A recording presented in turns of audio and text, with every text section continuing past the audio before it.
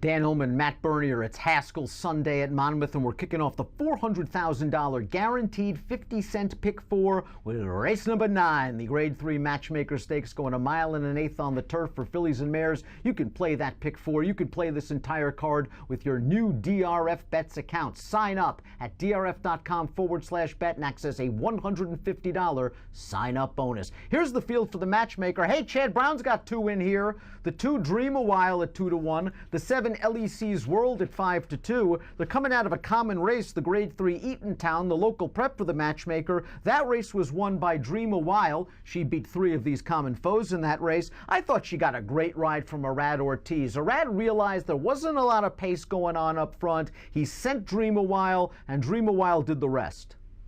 I just think it's kind of one of those things where it's nice when you have a horse that has the ability to kind of do something a little bit outside of what their typical game is, where, like you say, all of a sudden, if things aren't developing the way that you would hope they would, you can put the horse into the run a little bit earlier and it's not going to totally throw her off of her game. I just think she's very rock solid. Of the 2 Chads, I would take her 100 times out of 100 over Elysia's World. I kind of feel like I know what Elysia's World is. She has races in the past that are good enough to win, but I've just never really trusted her. And I think Dream a While is a decent horse. I don't think she's a superstar. I think there's a reason she's here as opposed to some of the other bigger purses going elsewhere, probably because Chad runs about 75 deep. But I just think Dream a While is a very honest horse, and I think she's a very likely win contender. And I think she'll get a very good trip, saving ground in behind the likely speed of the number 1 Viva Vegas. But I think you could make an argument, if you are an LEC's World fan, and she's somewhat unreliable, that she had the worst of it in the Eatontown. There wasn't a lot of pace, and while Dream a While was able to rush up, contest the pace, and kind of get into the race, LEC's World was still at the back of the pack, and she tried to grind it down. She's the kind of filly that needs an honest pace up front. We'll see if we get it on Sunday. Yeah, and the other piece too is, again, here I can sit here and say what I feel about Elysia's World, but at the end of the day, she has plenty of buyers on her page that make her a legitimate win threat in a race like this. And we call her a little bit unreliable. I mean, she has run 8 times second or third. She has won her fair share of races. It's not like she's a total sort of bridesmaid. I don't love her, but I can understand people that do. And another thing that she has in her corner is that she's really effective at this mile and an eighth distance. And I know Dream a While won at a mile and 3/16 in France, but I wonder if she's more a middle distance type, a mile and a 16th. She was getting a little bit late last time out in the Eatontown when Shug McGahee's Special Event was coming for her late. Now, Special Event tucked in behind the speed. All in all, it was a good trip, but it was a slow pace up front. It took a lot for her to make up some ground, and I thought this lightly raced filly did some good work at the end of that race. She wouldn't be a surprise at all, and she's a horse that can be forward. I wonder if Trevor McCarthy could do it again, if he would be a little bit more aggressive in that most recent start, because you see those slow fractions, and she is a filly that in the past has had no problem going off to the front. I wonder if you're going to get a little bit of a different setup here this time around. Breaking from the outside, I think you're going to be a little bit more aggressive. Thinking that the mile and an eighth isn't going to be a problem for her, wouldn't be surprised at all if she took a step forward. Are you concerned that Party Boat hasn't gotten much faster since last fall? I know she's only had 2 starts this year, 1 on the dirt, which we could really discount. Last time out in the Miss Liberty, a race that didn't have a lot of pace. She rallied. I thought she ran a sneaky good third, but after 15 starts, I'm not sure how much better she's going to get. Her best Buyer speed figure of 92, probably not good enough to win this race.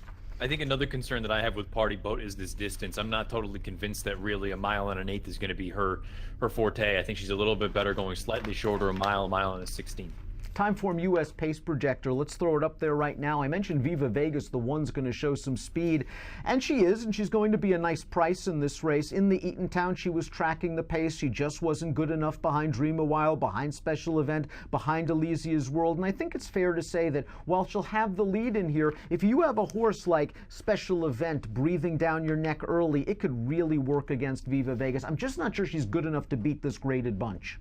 No, I agree with you. I don't know that she's one that you can really trust as far as a win candidate is concerned, but maybe she's one that's going to get overlooked in the wagering because people are going to think that she's going to take heat basically from jump, and maybe she can hang around for a minor reward. If she can run 3rd or 4th at double-digit odds, maybe she spices up some exotics. The 5 Broken Bridle is 4th early in the Timeform U.S. pace projector. This mare tried to steal an 11-furlong race last time out at Delaware, and all things considering, that distance was just probably a little bit too far. She was far from disgraced. She is more comfortable from where Timeform U.S. has her, and that is in the stalking spot. It seems like she is slowly improving, but I think a minor award is her ceiling.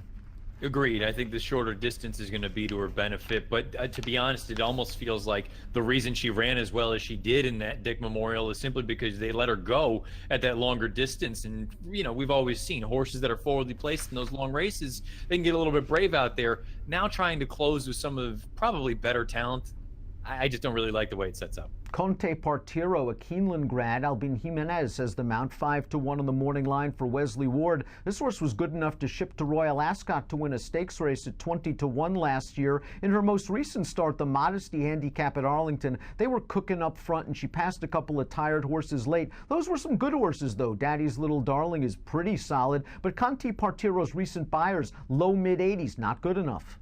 No, and she's going to need just a giant pace to run at. She's a fascinating one. I remember when she won over at Ascot, I said, that's not the same Conte Partiro that's been over here. It's just not, because she's not that good. She comes over and she ran a giant race in the Del Mar Oaks, considering how far back she was throughout the early portions of the race. The problem is she has not gotten any better since that race. Let's take a look at our top selections for the Grade 3 Matchmaker Stakes. I agree with you. I think the number 2 Dream a While is the horse to beat, but I've been waiting to bet the 4 Lift Up for a while now.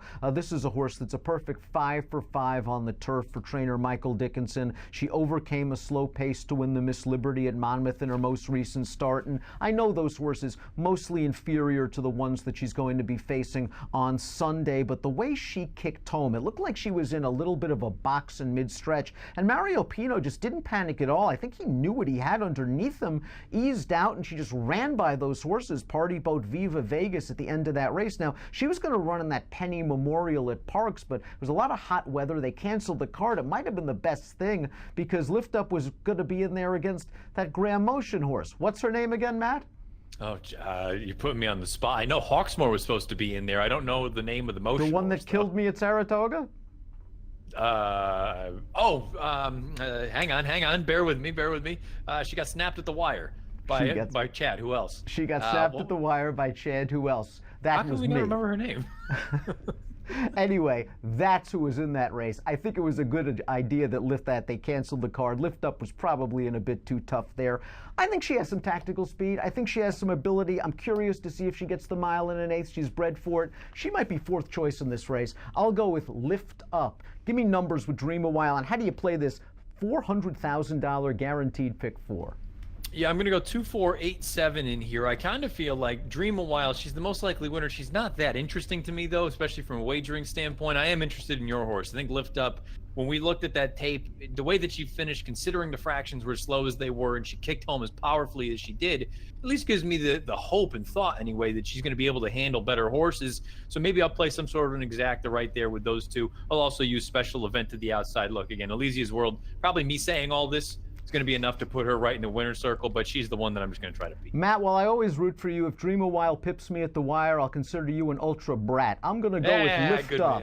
4, 8, 2, 5 in the Grade 3 Matchmaker Stakes, a race you can play with your very own DRF Bets account, and the $150 in cash. That's your sign-up bonus when you go to drf.com/bet. Approximate post time for the Matchmaker, 4:05 Eastern. Good luck.